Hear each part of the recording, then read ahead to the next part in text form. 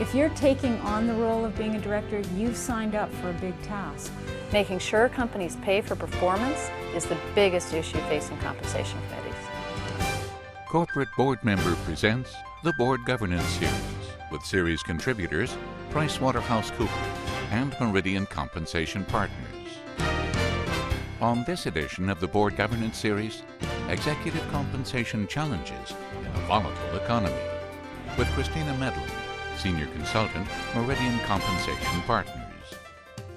Hi, I'm Laura Finn, Web Editor of BoardMember.com, and today I'm speaking with Christina Medland, Senior Consultant from Meridian Compensation Partners.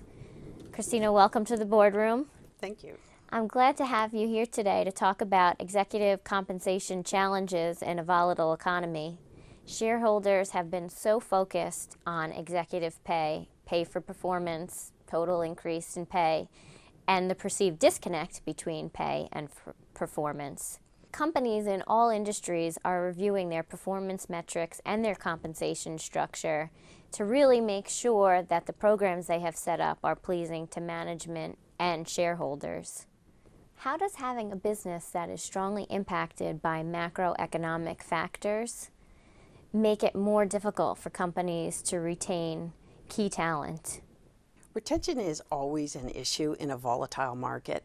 When the market is hot, competition for talent becomes very intense. Companies that need to recruit in those circumstances often find that there's a very limited supply of good candidates and that they have to overpay to attract them. On the flip side, though, when the market is soft, they run into the opposite problem, which is that the retention programs they have in place to retain their good employees can be significantly devalued by these macroeconomic effects.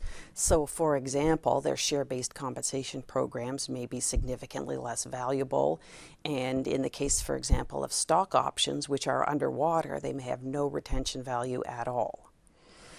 One of the strategies that companies can use to try and deal with this market volatility and to make sure that they have the key talent they need in a hot market is actually to try and upgrade their talent pool when the market is soft. So when they're in a down market, they can look for key talent. It's a great time to try and hire people. There's often a really good supply of terrific candidates out there. There's time and opportunity to properly vet candidates, and it can actually be significantly less expensive to try and attract employees in that circumstance. Really for two reasons. The first is that the softer market means that the compensation that key employees can demand will be lower, but the second is that where they have retention programs where they are, those programs may also be significantly less valuable, and so it can be significantly less costly to try and buy those programs out. So selective hiring in a soft market is really actually fairly easy. The real difficulty is trying to retain that talent when the market rebounds. Resource companies like oil and gas companies often encounter special challenges when it comes to compensation. How can those types of companies make sure they're getting paid for performance right? And when you're answering, are there any solutions that would help companies across all industries? Companies in the resource sector share two common characteristics. The first is that share value and shareholder experience more broadly can be much more significantly affected by commodity price or macroeconomic factors than they are actually by management's efforts. So excellence of management and increased share price don't necessarily go hand in hand. The second is that these businesses tend to be capital intensive, and that means that it requires a quite significant investment and often a very long period of time in order to generate shareholder returns. Now, many businesses outside the resource sector obviously share one or both of these characteristics. These characteristics drive really three compensation challenges. The first is retention, which we've talked about a little bit. The second is making sure that you have a really strong connection between pay and performance.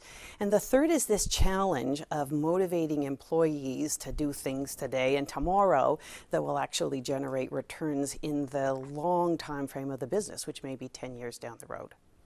How do companies retain and motivate employees over the long term when there is such an emphasis on short-term performance? This is a really tricky issue. ExxonMobil has just done a big shareholder outreach and explained its compensation philosophy. So ExxonMobil is a company which has a very, very long time frame for generating returns, and it has now very closely tied its compensation programs to that very long time frame. So for example, the Chief Executive Officer's compensation, of his annual compensation, half of it is paid in the form of restricted shares. Half of those restricted shares vest at the end of 5 years, which is a very long time relative to market. The other half, though, vest on the later of 15 years and retirement.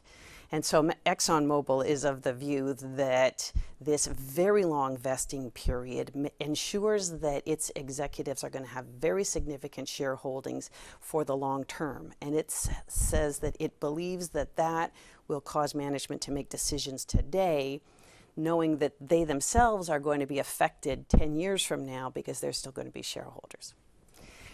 What really remains to be seen, though, is whether this kind of a compensation plan, which is significantly more demanding of management, or requires a much longer employment commitment, a much longer shareholding commitment, and that's certainly much more demanding than market compensation programs, whether that's going to actually be effective to attract, motivate, and retain the key people that they need to drive their strategy.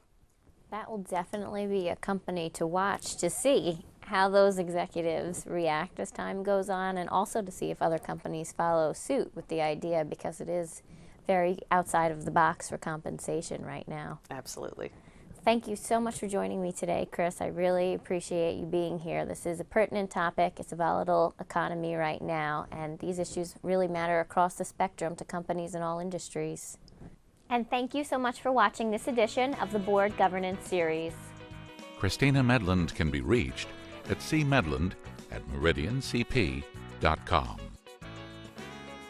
The Board Governance Series is a presentation of corporate board member in NYSE Euronext Company.